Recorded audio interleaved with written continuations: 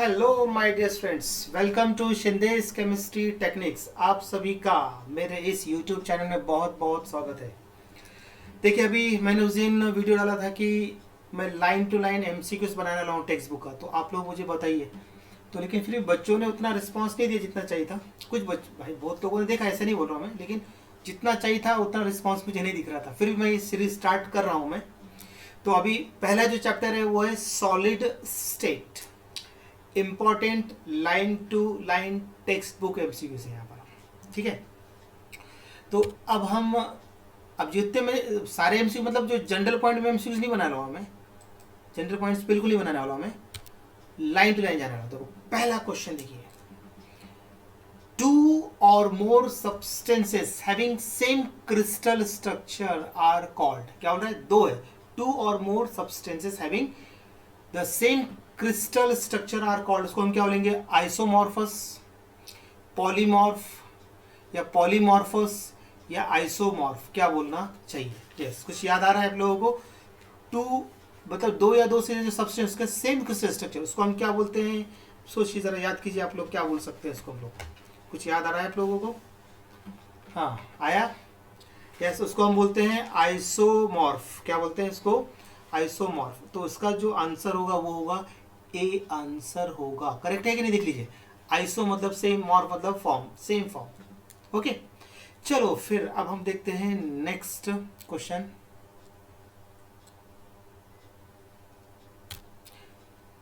Identify isomorphous. आइसोमॉर्फ identify कीजिए। तो देखो, पहला जो क्वेश्चन है, मतलब पहला जो ऑप्शन है वो है सोडियम फ्लोराइड और मैग्नीशियम ऑक्साइड।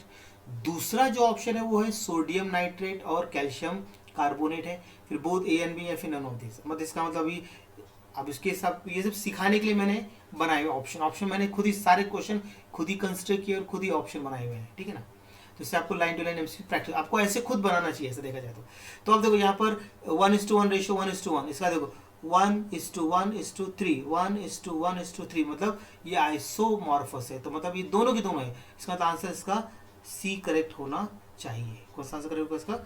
सी करेक्ट है इसका ऑप्शन। देख लीजिए, कोई कंफ्यूजन अब इसके अंदर? चलिए अब हम देखते हैं नेक्स्ट। अब a single substance that exists in two or more forms or crystalline structures is called। क्या बोलते हैं उसको? ए ऑप्शन है आइसोमॉर्फस, बी है पॉलीमॉर्फ, सी है पॉलीमॉर्फस है, और डी है आइसोमॉर्फ। यस, क्या होना चाहिए? Single substance that exist in two or more forms or crystalline structures is called. अब मैं ज़्यादा एक्सप्लेन करूँ क्योंकि अभी आपको सिर्फ मैं एमसीक्यूज की प्रैक्टिस कर रहा हूँ, टीचिंग नहीं करा रहा हूँ यहाँ पर मैं। तो अब इसका जो आंसर क्या आना चाहिए? पॉलीमॉर्फस। सी ऑप्शन राइट है इसका, पॉलीमॉर्फस करेक्ट है। आ रहा है करेक्ट? देखिए ऐसा। चलिए नेक्स्ट देखते हैं diamond. Fourth question, diamond, graphite and fullerene are, तीनों क्या बोलेंगे? आइसोमॉर्फस बोलेंगे, पॉलीमॉर्फ बोलेंगे, या पॉलीमॉर्फस बोलेंगे, या फिर डी आइसोमॉर्फ। यस, ये भी पॉलीमॉर्फस का ही है। मतलब आइसोटोप्स को ही हम पॉलीमॉर्फ, आपको आइसोमर जो होते हैं ना, उसी को हम बोल लेते हैं पॉलीमॉर्फ बोल सकते हैं, आइसोमर्स, ठीक है ना। याद आया कुछ आपको? पॉलीमॉर्फस मतलब कि देखो अभी देखो डायमंड, ग्रेफाइट, तीनों का केमिकल फॉर्मूला क्या मतलब? कार्बन ही रहेगा, तीनों में कार्बन है, लेकिन मतलब कोई केमिकली सेम है लेकिन फिजिकली डिफरेंट, उसको बोलते हैं पॉलीमॉर्फस बोला जाता है उसको, ठीक है ना। चलेगा। नेक्स्ट है fifth question, alpha quartz, beta quartz and cristobalite are three of the several forms. ये किसके फॉर्म है? ये alpha quartz, beta quartz, cristobalite carbon का है, हाइड्रोजन का है, नाइट्रोजन का है, या फिर सिलिका। यस, पहचानिए जरा, आप लोग पहचान सकते हैं? यस, कुछ याद आया? यस, ये सिलिका के फॉर्म है, सिलिका। ओके, नेक्स्ट क्वेश्चन देखो, the constituent particles of ionic crystals are. The constituent particles of ionic crystals are क्या है? Elements, A B atoms, C molecules, और डी है charge ion.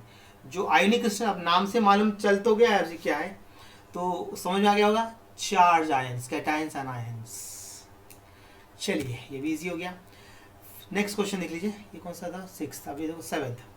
The particles of ionic crystals are held by dash between oppositely charge ion. किससे held होते हैं? Covalent bond से होते हैं, कोऑर्डिनेट बॉन्ड से होते हैं, या इलेक्ट्रोस्टैटिक फोर्स ऑफ अट्रैक्शन, या फिर charged ions. The particles of ionic, ये किससे होता है? याद होगा आपको, इलेक्ट्रोस्टैटिक फोर्स ऑफ अट्रैक्शन। कुछ याद आया? इसका आंसर सी करेक्ट है। देखो अब देखते हैं next. Ionic crystals are dash and dash. Ionic crystal, अगर आपको एक टेबल में पूरा दिया है प्रॉपर्टीज, आप लोगों ने अगर पढ़ा होगा तो क्या होगा? हार्ड एंड ब्रिटिल दोनों होता है। इसका आंसर सी होना चाहिए। याद है ना, ये इजी है, इसलिए मैंने डायरेक्ट आपको बता दिया। हार्ड एंड ब्रिटिल, यहाँ पे आएगा हार्ड और यहाँ पे आएगा ब्रिटिल। हार्ड ब्रिटिल जानते हैं ना आप लोग? ब्रिटिल मतलब उसको प्रेशराइज ऐसा हैमरिंग करेंगे तो ब्रेक हो जाता है, ब्रिटिल। अभी ग्लास देखेंगे तो ग्लास हार्ड होता है, लेकिन जैसे उसको हथौड़ा मारेंगे आप तो ब्रेक हो जाएगा, तो वो हार्ड एंड ब्रिटिल में ऐसा ग्लास आ सकता है आपका। चलिए अब देखते हैं नेक्स्ट। अब आयोनिक हैव हाई डैश। क्या होता है? आयोनिक जो होते हैं, आयोनिक सॉलिड जो होंगे वो क्या होंगे? उसका क्या होगा? हाई मेल्टिंग पॉइंट होगा, हाई बॉइलिंग पॉइंट होगा, हाई फ्रीजिंग पॉइंट, या फिर नन ऑफ दिस। क्या होना चाहिए? उसका होता है हाई मेल्टिंग पॉइंट। सारे जितना हो सकता है मैक्सिमम लेने की कोशिश की मैंने। नेक्स्ट क्वेश्चन देखो, 10th है। Dash are ionic crystal. इसमें आयोनिक क्रिस्टल कौन सा है? A sodium chloride, B potassium sulphate, C calcium fluoride, या फिर डी ऑल ऑफ दिस। है ना, आयोनिक में तो चार्ज होते हैं। देखो इसमें प्लस चार्ज है, इसमें देखो प्लस, इसमें देखो माइनस है ना, इसमें देखो 2 प्लस और ये माइनस, मतलब सभी आंसर, इसका डी आंसर आएगा। 10th का आंसर क्या जाएगा? D all of this. अब देखिए नेक्स्ट क्वेश्चन है। The constituent particles in covalent network solids are. क्या किस बोला? The constituent particles in covalent network solid बताना है आपको। एलिमेंट्स होगा ना, मॉलिक्यूल्स होना चाहिए, या आयंस होना चाहिए, या फिर आइटम्स होना चाहिए। चलिए सोचिए क्या होगा। यस, कोवैलेंट नेटवर्क में हमेशा क्या होते हैं? एटम्स होता है। डी आंसर आएगा। ठीक है ना। अब देखो नेक्स्ट है। कोवैलेंट क्रिस्टल्स हैव, क्या होता है? हाई मेल्टिंग पॉइंट, या बॉइलिंग पॉइंट्स, या फिर बोथ ए एंड बी, या फिर नन ऑफ दिस। चलिए क्या आया मेरे का? कोवैलेंट का दोनों, हाई मेल्टिंग पॉइंट होता है और हाई बॉइलिंग पॉइंट होता है। टेबल में चेक कर लीजिए, तो याद करने वाला है, समझाना नहीं है। कोवैलेंट के क्या होता है? High melting point, high boiling point होता है।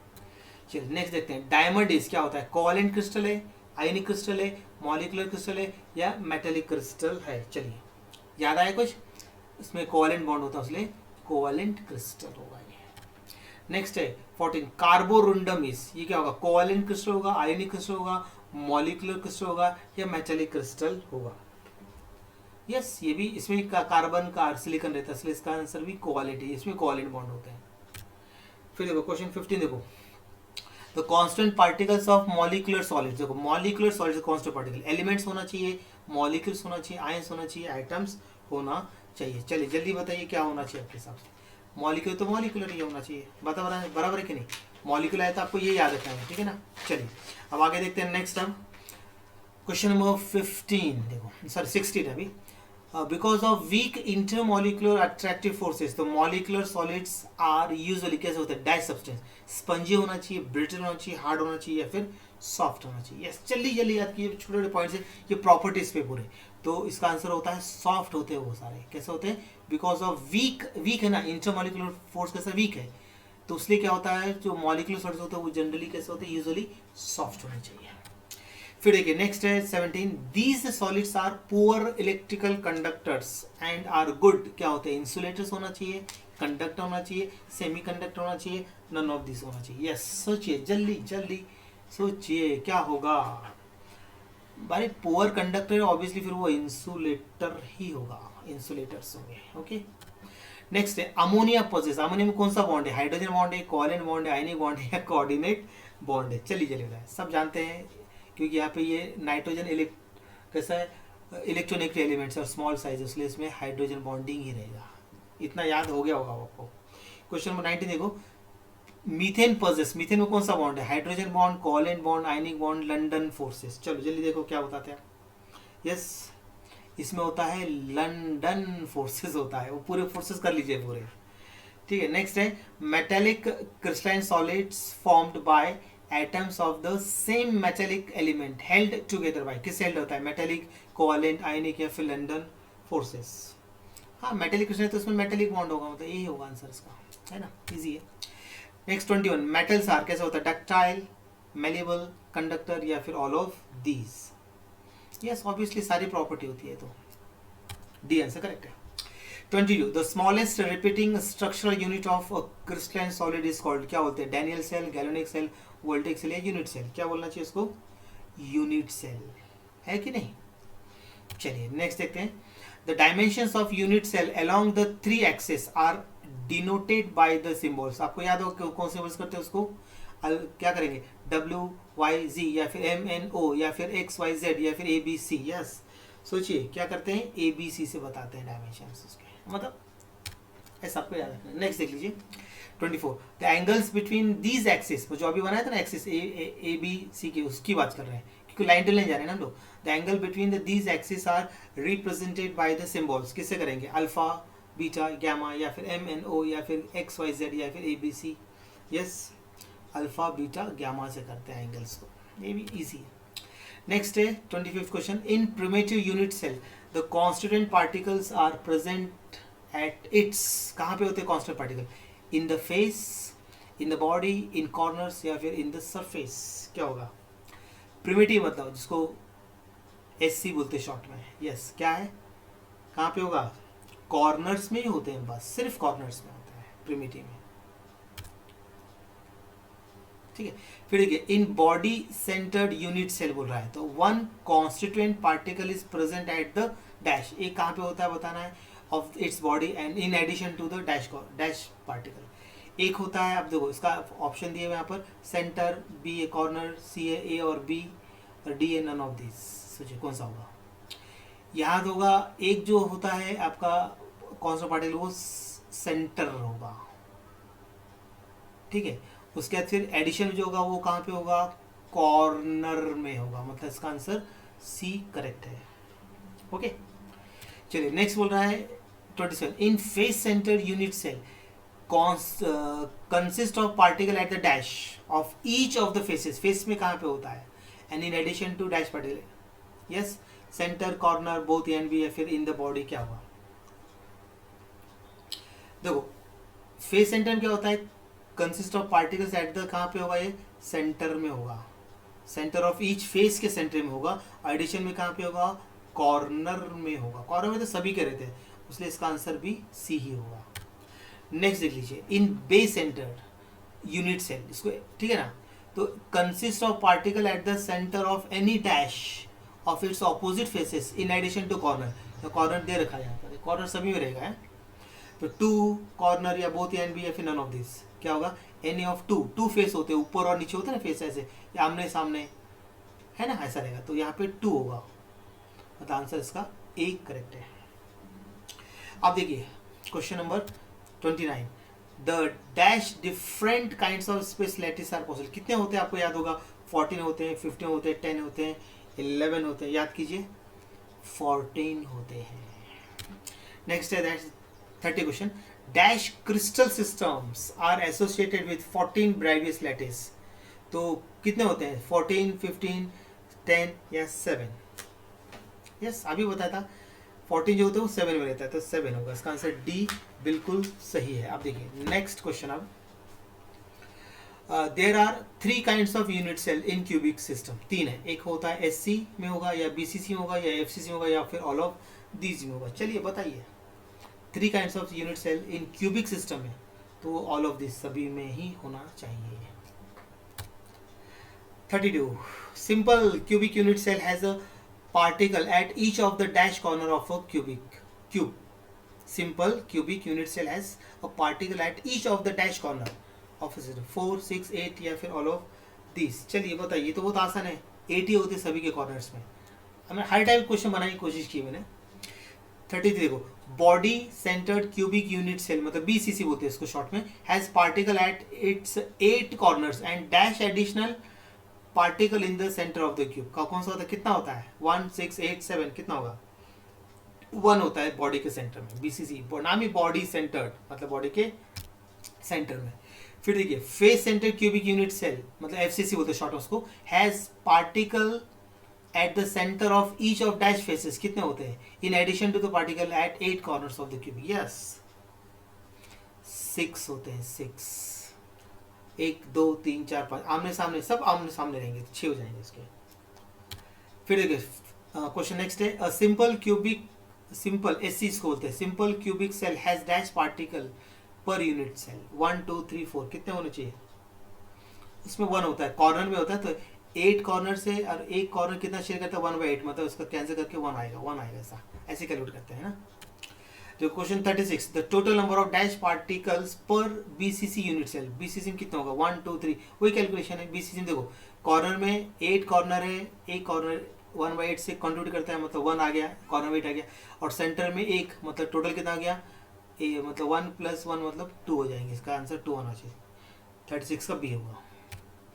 फिर देखो total number of dash particles पर एफसीसी यूनिट सेल, एफसीसी में कितना होना चाहिए? कॉर्नर में एक आएगा, ठीक है, कॉर्नर कैसे निकालेंगे बोलेंगे कैसे, देखिए बताता हूँ आपको। 8 कॉर्नर है, ये 1 आ गया, उसके बाद फिर क्या होता है एफसीसी फेस में होते हैं, फेस में कितना 1/2 चाहिए होता है, 6 फेस होते हैं, 1/2 मतलब ये हो जाएगा 3, मतलब 3 और 1 कितना हो जाएगा टोटल 4। देखो इसका आंसर डी करेक्ट है। अब देखो नेक्स्ट है, the number of neighbouring spheres that touch any given sphere is called, इसको पैकिंग इफिशिएंसी बोलना चाहिए, यूनिट सेल, या लैटिस पॉइंट, या कोऑर्डिनेशन नंबर। अब ये एक है पार्टिकल, ये कि समझो 2 से टच है, 2 से टच ऐसा है, तो इसका कोऑर्डिनेशन नंबर कितना हो जाएगा 2, तो उसको बोलते हैं कोऑर्डिनेशन नंबर, हो गया। अब देखिए यहाँ पर magnitude of coordination number is the measure of dash of sphere in close packed structure, क्या बताता है, weakness, looseness, tightness, compactness? Yes ये बताता है compactness बताता है, coordination कितने टाइटली 2 3 4 कितने से पार्टिकल से वो अटैच है। नेक्स्ट क्वेश्चन देखो, the larger the coordination number, ज्यादा होगा coordination, the dash are spheres to each other, closer, far, tightness, या नन ऑफ दीज? यस बताएंगे, क्लोज होंगे उतने ही ज्यादा क्या होंगे, वो क्लोज होंगे। अब यहाँ पर न्यूमेरिकल है, इस टाइप हर टाइप बनाए, तो हर इस पे एक क्वेश्चन बनाए, बहुत सारे बनाएंगे तो बहुत सारे क्वेश्चन बनेंगे, तो मैं हर इस पे ऐसा बनाने की कोशिश की मैंने। तो यहाँ पे देखो न्यूमेरिकल, देखो अभी ये डेंसिटी पे आपके क्वेश्चन आएगा, और सब्सटेंस हैज डेंसिटी कितने सी 2 kg पर DMQ है, and it's crystallises in FCC में है, FCC में 4 होते हैं ना, है ना, N4 रहेगा उसका। लैटिस विथ एज लेंथ कितना दे रखा है 700 पिकोमीटर, इसको सेंटीमीटर कन्वर्ट कर लेना, then the molar masses of substances निकालना है आपको। तो अभी आपको सबसे पहले देखो फॉर्मूला याद आना चाहिए, rho equals to m into n upon, यहाँ पे आता है AQ इंटू एवोगैड्रो नंबर है, ठीक है ना, ऐसा AN है। तो अब यहाँ पर आपको m फॉर्मूला को मॉडिफाइड कर लीजिए, m इक्वल्स टू मॉडिफाइड कर लीजिए इसको फॉर्मूले को, रो इक्वल्स टू क्या हो जाएगा यहाँ पर AQ into NA upon N। अब देखो यहाँ सबकी वैल्यूज मैं डायरेक्ट वैल्यू डाल रहा हूँ, तो यहाँ पे density 2 kg, 2 into A length कितना 700, तो 700 है ना, 700 पिकोमीटर है, इसको सेंटीमीटर में कन्वर्ट कर लो, मतलब इसका आपका हो जाएगा 7 इंटू 10⁻⁻8 cm हो जाएगा सेंटीमीटर, ठीक है ना, बराबर है कि नहीं। आप देखो तो यहाँ पे हम लिखते हैं इसका 7 इंटू 10⁻⁸ क्यूब है, क्यूब इंटू एन की वैल्यू कितनी 6.022 इंटू 10⁻23 अपॉन नीचे कितना आएगा 4। इसको सॉल्व करके मैं डायरेक्ट लिख दे रहा हूँ, आप सॉल्व कर दीजिए। इसका मेरा जो आंसर है मैंने कैलकुलेटर सॉल्व किया है 103.30 ग्राम पर मोल, मतलब मेरा इसका आंसर बी मैच होता है। आप कर लीजिए, कैलकुलेट कर लेना इसको, कुछ बड़ी बात नहीं, आराम से आ जाएगा, ठीक है ना। तो ये ऐसा कर लेना इसको। अब देखिए यहाँ सिर्फ मैं हिंट दे रहा हूँ सिर्फ, क्योंकि आपको अभी ये तो फाइनल है, आपका फाइनल स्टेज, अभी एक ही महीने गैप से आपका एग्जाम आने वाला है। तो क्वेश्चन 42 को, in close pack lattice containing n particles the number of tetrahedral में n है, टेट्राहेड्रल में कितना n है, तो ऑक्टाहेड्रल वाइड्स में कितना होना चाहिए, तो इसमें होना चाहिए 2n, मतलब इसका आंसर होना चाहिए ऑक्टाहेड्रल वाइड्स स्पेशली r। तो अब क्या होना चाहिए इसका क्लोज पैक, तो n particle number of tetrahedral में कितना हो जाएगा एन है, तो ऑक्टाहेड्रल बाइट्स में कितना 2n हो जाए, डबल हो जाता है उसके अंदर, तो फिर इस पे कितना आएगा इसका आंसर, ये आ जाएगा। टेट्राहेड्रल में 2n हो जाएगा, सॉरी टेट्रा 2n, इसमें n होगा, सॉरी, तो इसका जो आंसर होगा ये होगा 2n और n होगा, ये आंसर आएगा, ठीक है ना, वो उल्टा हो गया वो।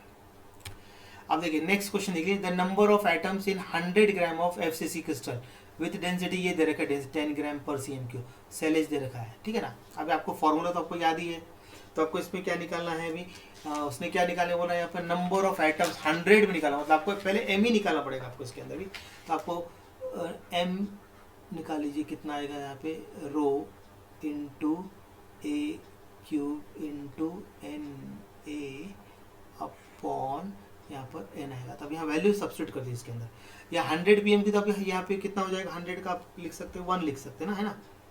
तो आप देखिए यहाँ पर, क्योंकि 1 इंटू 10⁻⁴ कितना 8 हो जाएगा ना, ऐसा cm में कन्वर्ट करना है इसको, कन्वर्ट कर लेना इसको इसमें।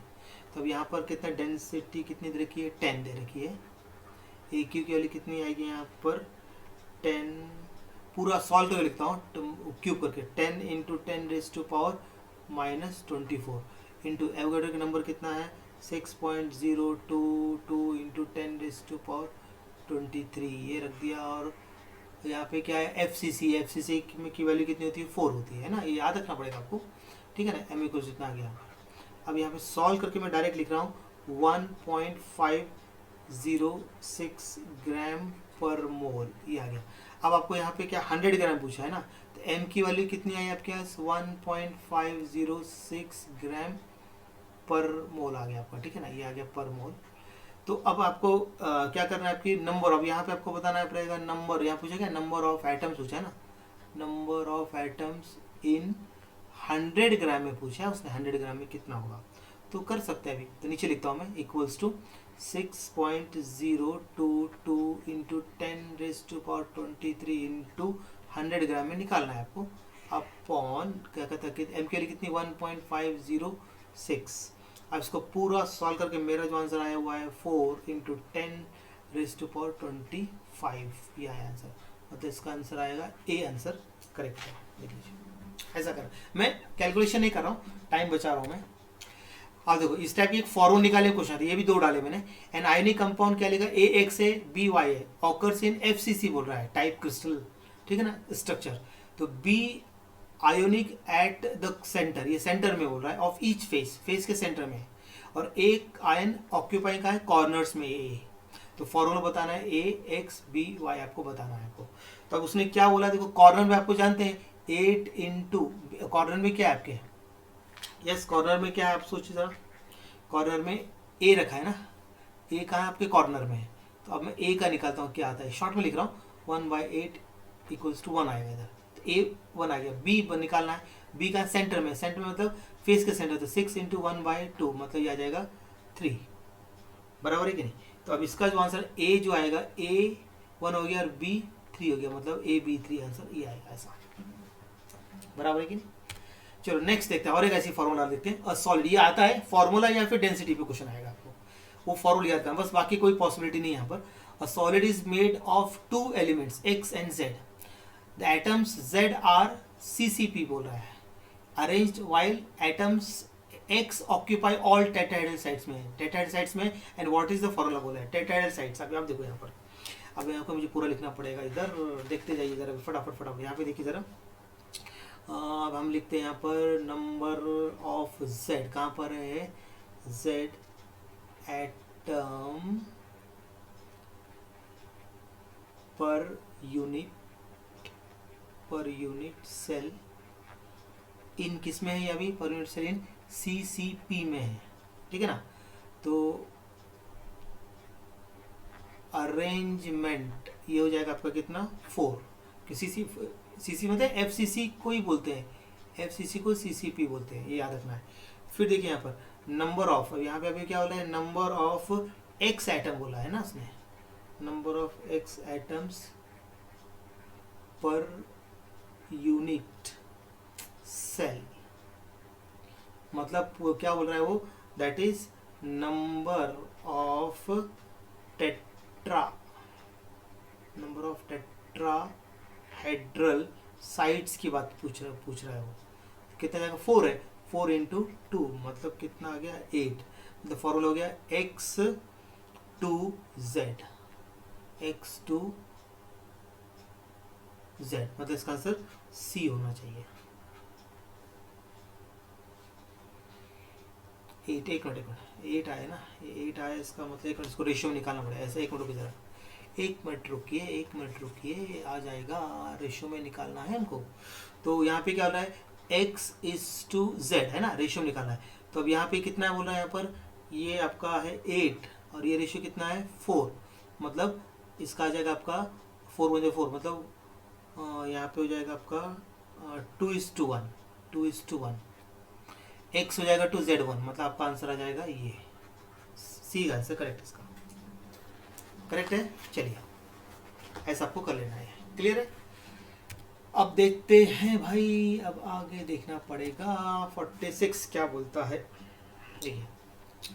द इरेगुलरिटीज, आपको डिफेक्ट्स अच्छा कर लेना है, डेंसिटी का फॉलो कर लेना है, और ये ऐसा भी जो बता ना फॉर्म निकालना है, वैसे एक छोटे एक्स वाई के फॉर्म निकालना, ऐसे क्वेश्चन आते हैं, बस इनमें से ही कोई एक आध क्वेश्चन रहेगा। और वहाँ पे स्टार्टिंग में जो है ना आपके मॉलिकुलर सॉलिड, क्रिस्टलाइन सॉलिड जो थे ना, वो सारे सॉलिड्स करना है आपको, कोवालेंट, ठीक है ना, आयोनिक, वो उसकी प्रॉपर्टी अच्छे से कर लेना, बस बाकी कुछ नहीं आता इसमें से। The irregularities in the arrangement of constant particles of a solid crystal are called, defects बोलते हैं, इम्परफेक्शन बोलते हैं, बोथ ए एंड बी या फिर none of this. Yes, defect से इम्परफेक्शन एक ही होता है, इसका आंसर सी होना चाहिए। अब देखो question number 47, the point defects are irregularities produced in the arrangement of bases at lattice points, क्या बोलते हैं इसको, क्रिस्टलाइन सॉलिड्स बोलते हैं, मॉलिकुलर सॉलिड्स बोलते हैं, कोवेलेंट सॉलिड बोलते हैं, आयनिक सॉलिड्स बोलते हैं। तो point defects are produce arrangement of base plates, तो उसको क्रिस्टलाइन सॉलिड्स बोलते हैं उसको, ठीक है ना, क्या बोलते हैं उसको, क्रिस्टलाइन सॉलिड्स बोलेंगे। अब देखो 48, there are dash point defect, point defect total कितने हैं, stoichiometric point defect, impurity defect या non stoichiometric point defect, all of this. Yes, इसका आंसर क्या होना चाहिए, ऑल ऑफ दिस, सारे होने चाहिए, ये सारे डिफेक्ट्स हैं अपने इसमें। 49 देख लीजिए, some of the lattice sites are vacant because of missing particle and the crystal is called, missing particle हो रहा है तो क्या होना चाहिए, उस क्रिस्टल क्या लेंगे, फ्रैंकल डिफेक्ट बोलेंगे, स्टॉकी डिफेक्ट बोलेंगे, वैकेंसी डिफेक्ट, या फिर नन ऑफ दिस। मिसिंग हो गया ना, मतलब क्या हो रहा है, some of the lattice are vacant हो गया मतलब बिकॉज ऑफ मिसिंग पार्टिकल, मतलब उसको वैकेंसी डिफेक्टिव बोलना चाहिए। देखो नेक्स्ट है, in vacancy defect the density of the substance, जब वो मिसिंग हो गया तो डिक्रीज होगा, इंक्रीज होगा, रिमेन सेम, या नन ऑफ दिस। यस, कम होगा ना, जब पार्टिकल मिसिंग हो गया तो कम हो गया।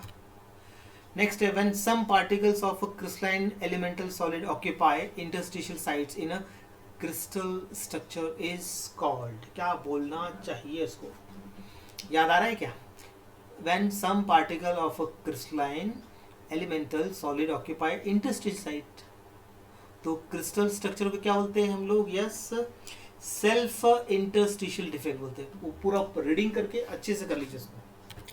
फिर नेक्स्ट है, in self interstitial defect the extra particle increase the total mass of substance without increasing volume, hence its density क्या होगा, सेम, डिक्रीज, इंक्रीजेस, या फिर नन ऑफ दीज। इंक्रीज होना चाहिए,